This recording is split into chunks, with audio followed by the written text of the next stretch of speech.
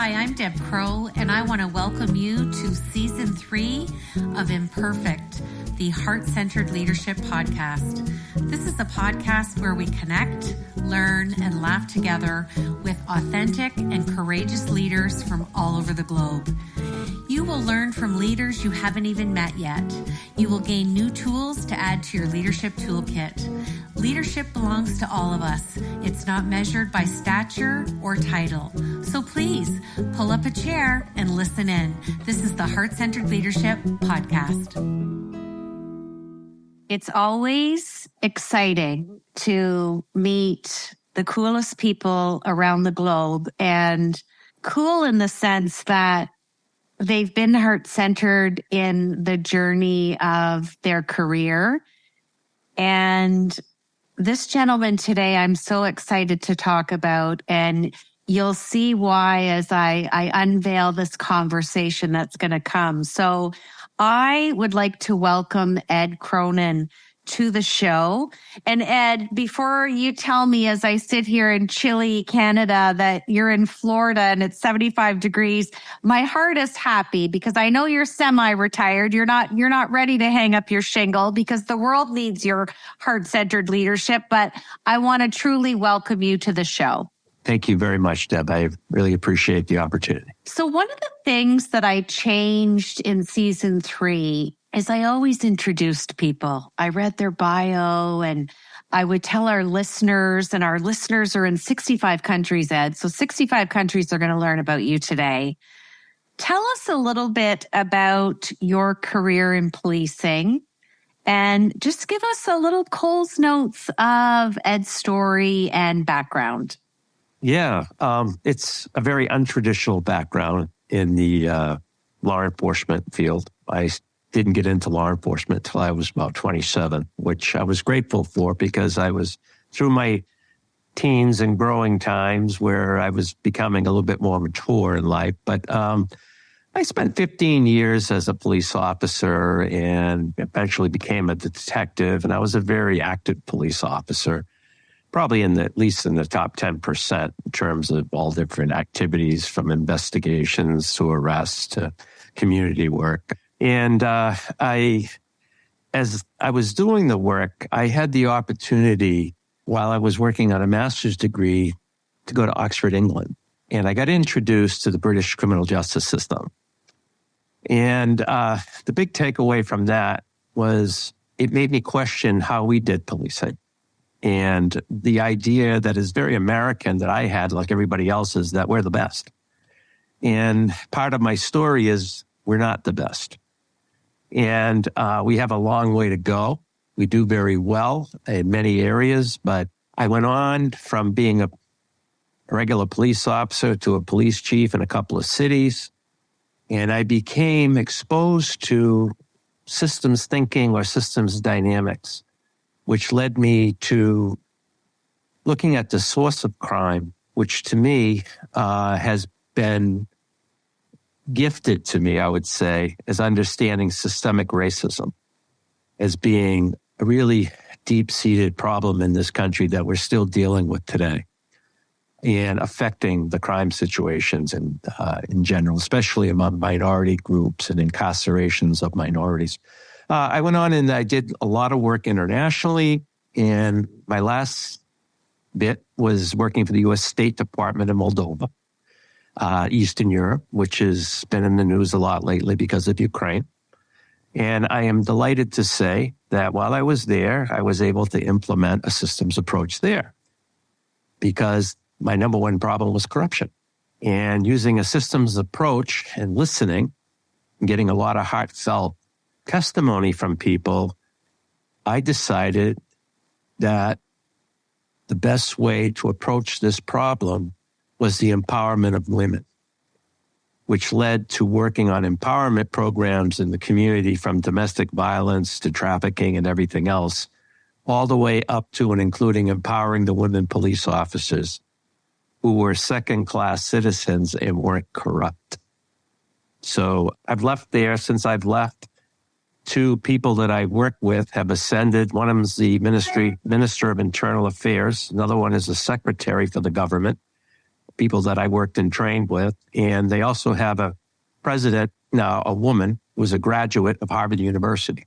So I like to think that things have gone pretty well. Well, and this is why I love listening to you tell your story, because I can read your bio and it would be magnificent, but it's just so rewarding for me to see how proud you are of the work that you've done internationally. And it leads in nicely to my questions. And we didn't even practice this because you don't even know what's coming. We're really imperfect on this show, Ed. That's why it's called Imperfect, and I love it.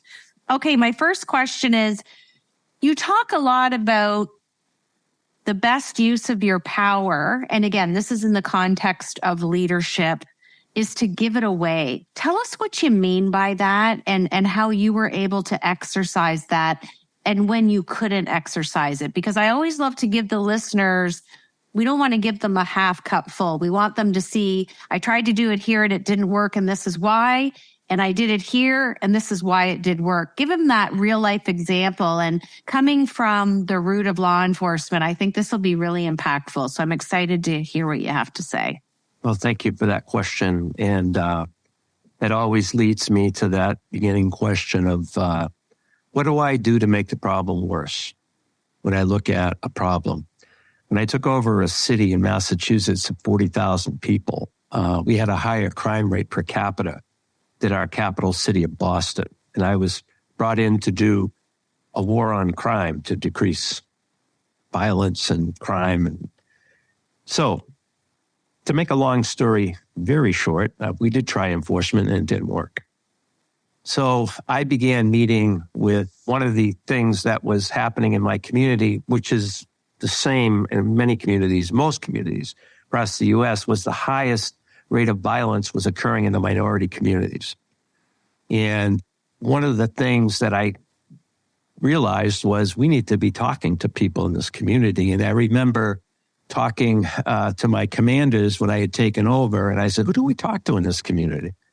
And one of my commanders came in with a stack of lawsuits about 12 inches high and put them on my table and said, that's how we talk to the community here.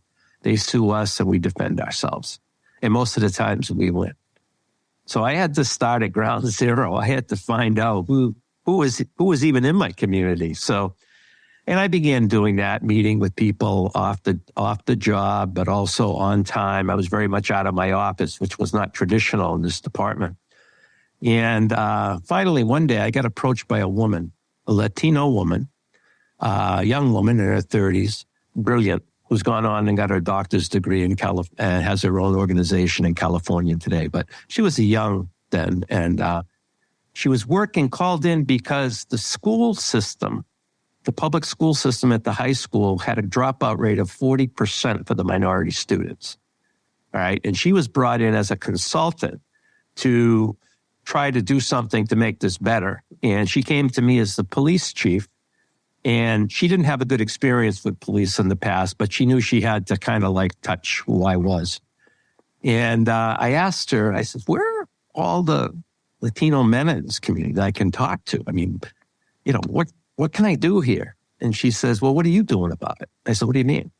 She says, you got all the power. You got the guns.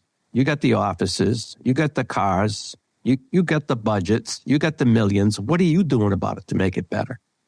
And my first gut reaction was, and then I started to think, wait a minute. So this began a listening process where she introduced me to a number of Latino mothers who were very concerned about their kids that were going to school and how they were being discriminated against school and how they were being thrown out. And okay, so one day I went up to the high school just for the fun of it, just to get a feel.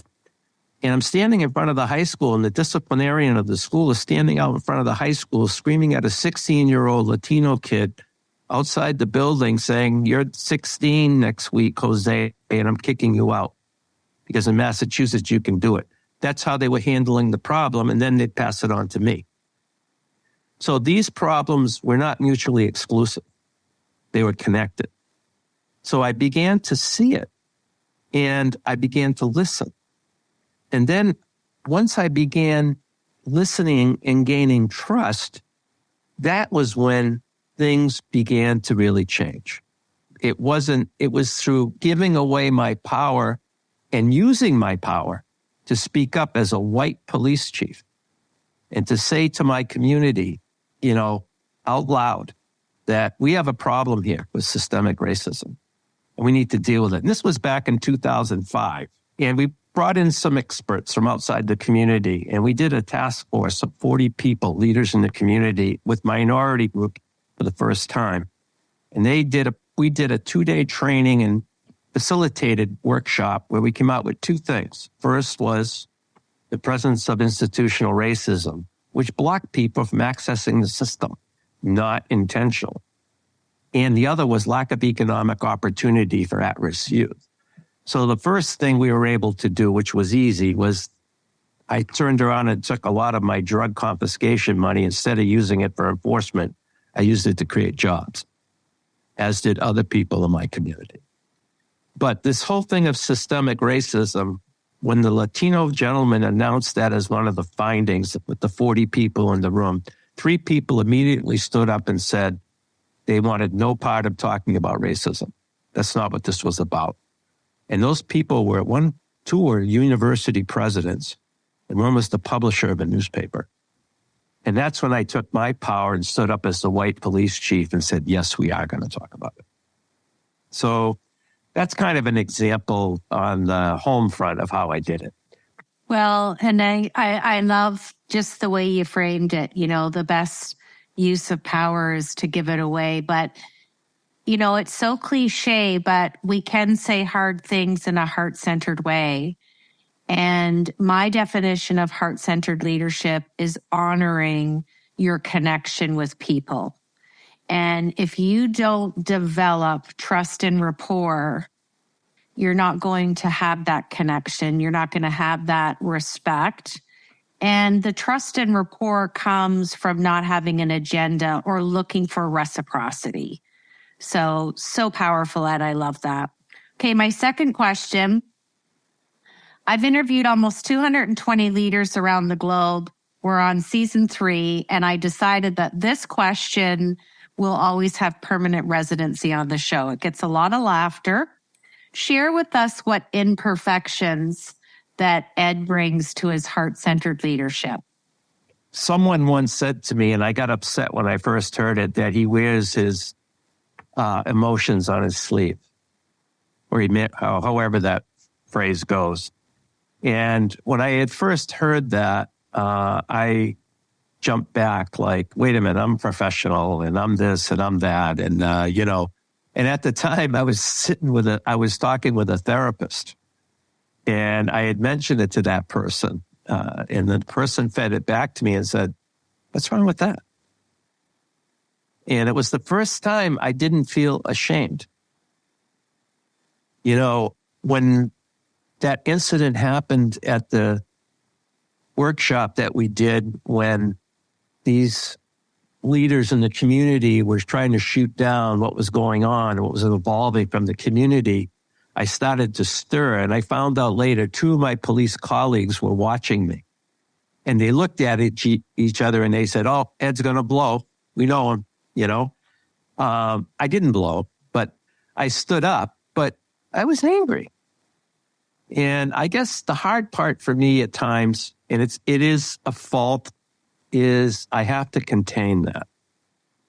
And I don't know, I'm not always successful at doing that. Well, and I want to jump in because this is such a nice gateway for me to align kind of some parallels here, and it's going to lead beautifully into my third question.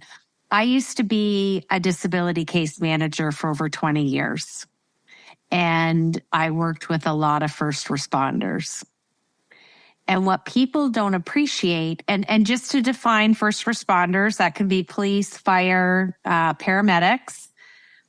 People don't appreciate that, and this is the words from a police chief that I worked with, you have and get exposure to the lowest level of human behavior possible. You are succumb to a level of hypervigilance that most people will never see in a lifetime.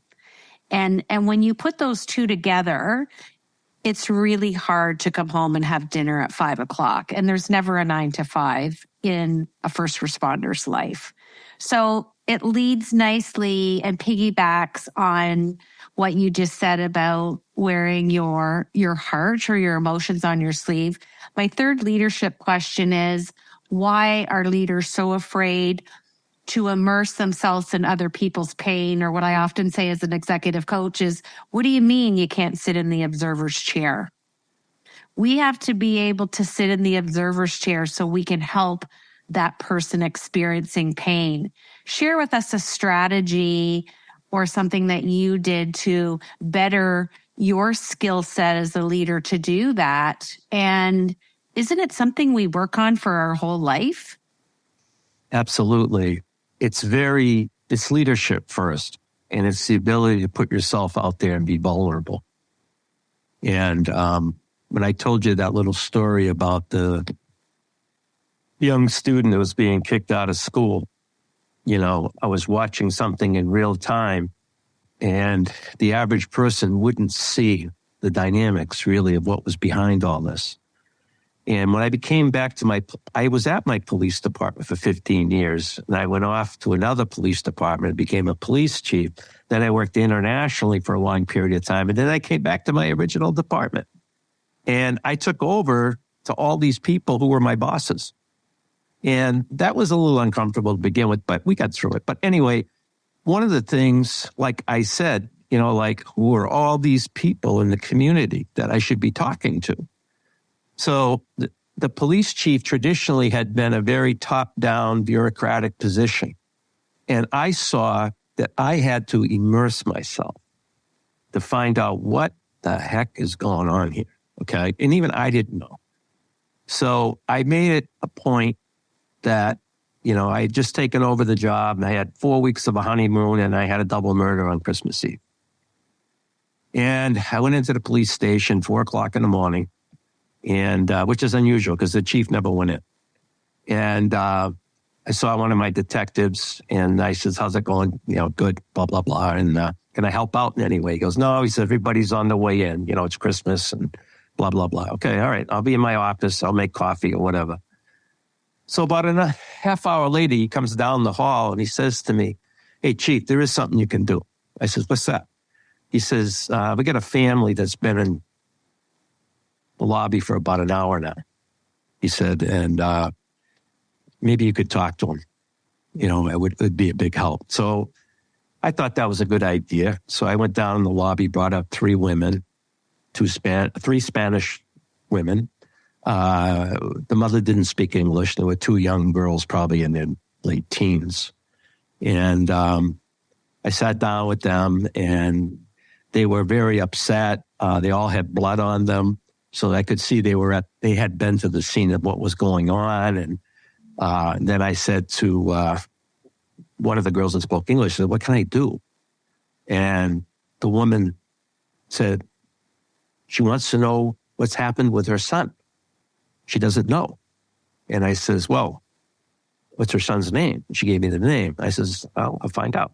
So I went in the office of the detective sergeant, and I says, "Phil," I said, "she wants to know about so-and-so. What's going on with him?" And Phil says, "He's dead."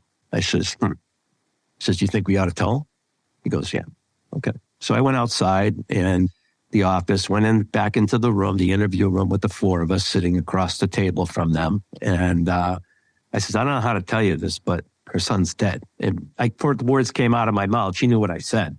And she exploded, jumped up, started screaming at the top of her lungs, ran out the door of the detective bureau, started to grab phones. And I'm thinking like a cop, and I'm saying, "Don't grab that phone. You don't know how to use it," and getting blood all over it and all this other stuff. And I'm thinking of those things.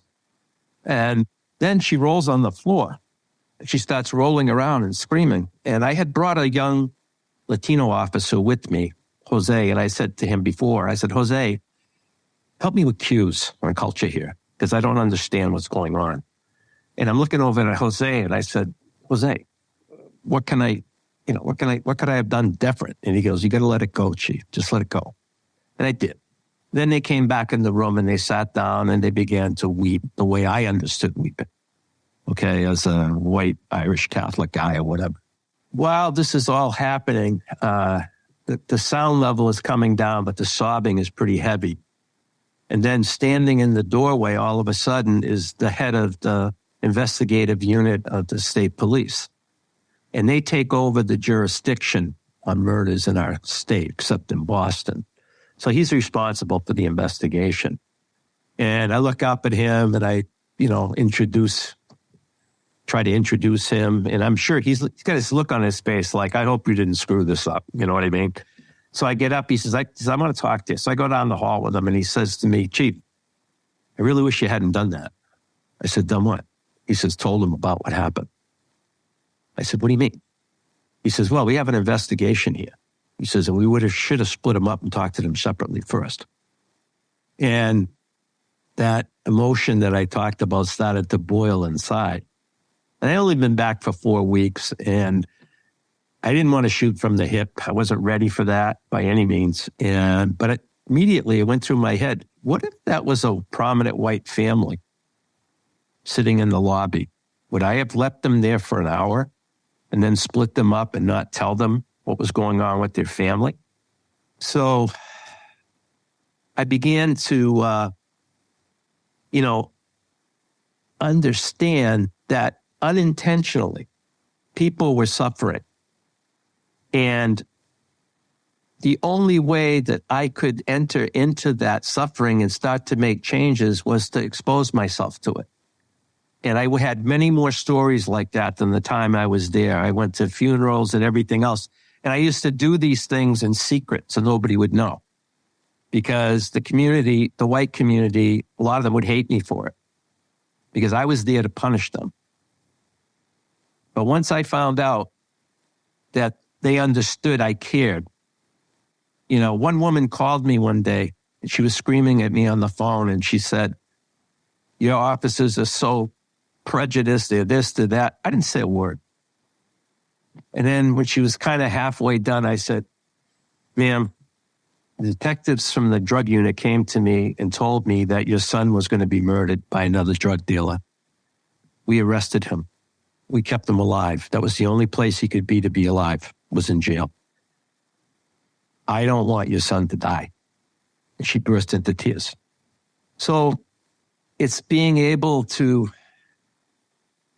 get down to not get down, but I guess go up to a level where you can see beyond the pain and beyond the shouting and everything else and understand what's going on and look at it differently. It's emotional regulation. It's a skill. And in leadership, being able to bring a limitless value of equanimity, just mental calmness and composure, even to such a horrific conversation like that. And that's what I mean. Like what you've shared today is hypervigilance most people can't relate to. So I'm going to switch to my Fab Four. Okay. If I asked your family or your best friends to describe you in one word, what would it be? One word. Different. Oh, I haven't had that one, Ed. Share with our listeners a book that you've read at any juncture in your life that really changed you. That's a good question. I've read a lot of good books. I think from a policing standpoint, I've read all different kinds of genres, and there's nothing popping at me right now. But recently, I read a couple of books written by Bill Bratton. And for those who don't know, Bill Bratton is in my opinion, the foremost authority on policing in America today. Mm. He's the former commissioner twice over of New York City, plus the chief of Los Angeles, commissioner in Boston. And he's written a lot of good stuff that I've read. And honestly, I don't agree with everything in his conclusions, but I do agree with one thing that he's very focused on. And that is data-driven solutions. Because data has a tendency not to lie.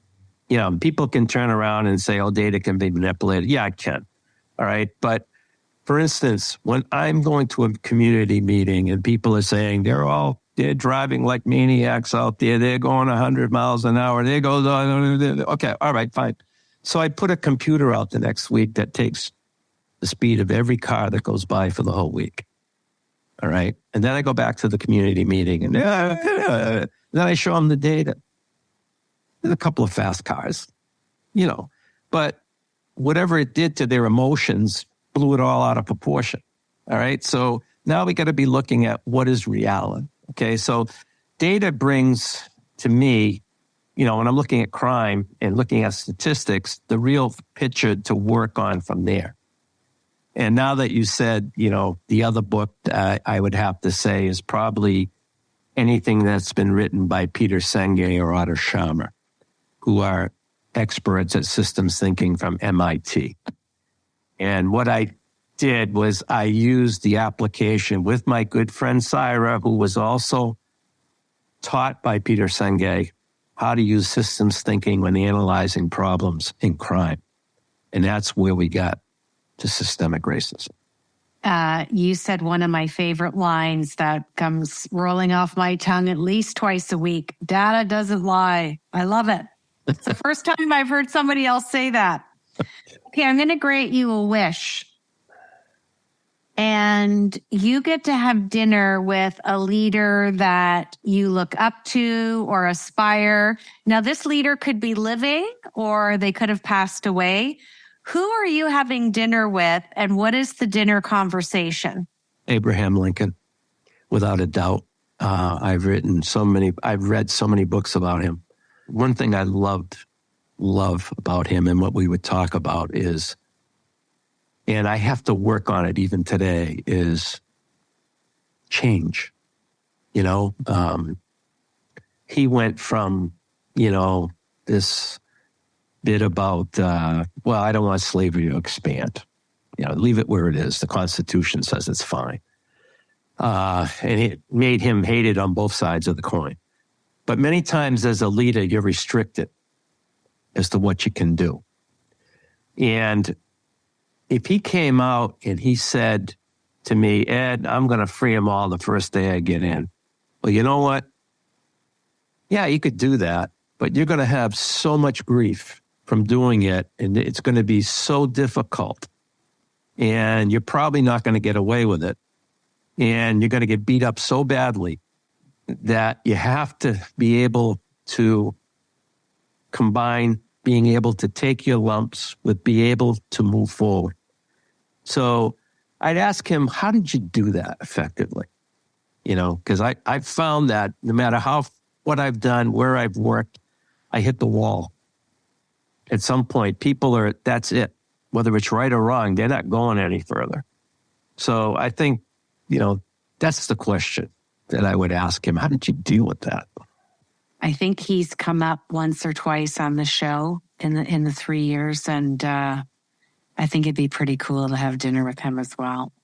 So before we close out the show, it's a sentence that I'm going to ask you to finish, but I just want to say it was so delightful to meet you, and I can see why you're not in full retirement yet. There's still a lot of passion, and you have so many transferable skills and stories and leadership qualities to mentor, our up and coming youth and bring leaders to another level. So I look forward to staying connected. But my favorite part of this whole interview is that you've come from a systematic vocation, and you figured out how to wrap heart-centered leadership around it. And that's why I wanted you on the show, because that's hard to do. Okay. So and I'm a fellow Irish person. So, I'm married 30 years this year, Ed. So we're going to Ireland. So there you go. I was Irish before I got married, and then I married an Irishman. So I can't get away. So there's another nice connection we have. So enjoy your time in sunny Florida. and finish the show out for me by finishing this sentence. Heart-centered leadership is? Heart-centered leadership is humility. Understanding that when you can show your humility and your humbleness, how that is an empowering thing for other people. When I worked in Moldova, I ended up working with a police chief there who did incredible things. And, I was brought in as the expert. And one of the things that I always made it two things I made it to do was I always tried to show my openness and humility by being practically humble.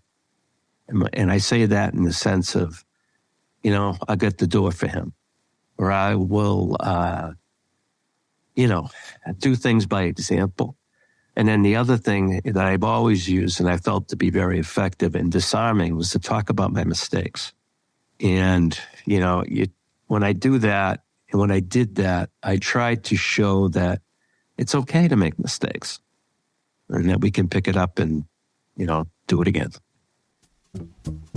Thanks for joining me today on Imperfect, the Heart-Centered Leadership Podcast. I hope that you've enjoyed the show today and learned some new tools for your leadership from our amazing heart-centered guest. And if you like the show, we would welcome a rating and review on whatever platform you listen to. And we would love to have any comments or feedback at any time. And if you want some more heart-centered goodness, head over to our daily blog, masteringtheheart.com.